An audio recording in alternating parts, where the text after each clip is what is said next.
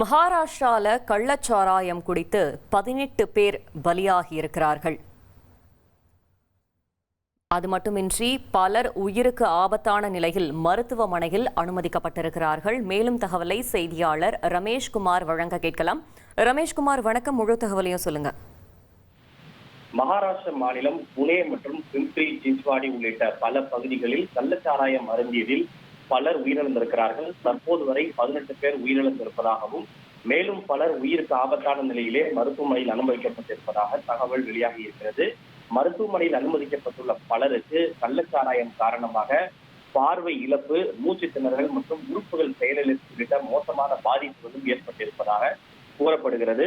குறிப்பாக அந்த பகுதியை சேர்ந்த யோகேஷ் வான்கடே என்ற நபர் தொடர்ந்து இது போன்ற கள்ளச்சாராயங்களை விற்பனை செய்து வந்ததாகவும் அவர் விற்பனை செய்த கள்ளச்சாராயத்தை வாங்கி குடித்த போதுதான் பலருக்கு இந்த அசம்பாவிதம் ஏற்பட்டதாக கூறப்பட்டிருக்கிறது.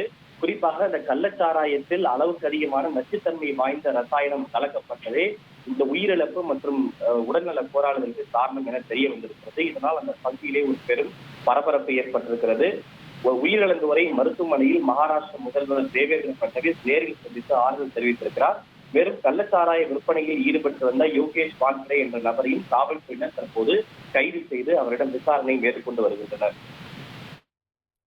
தகவல்களுக்கு நன்றி ரமேஷ்குமார்.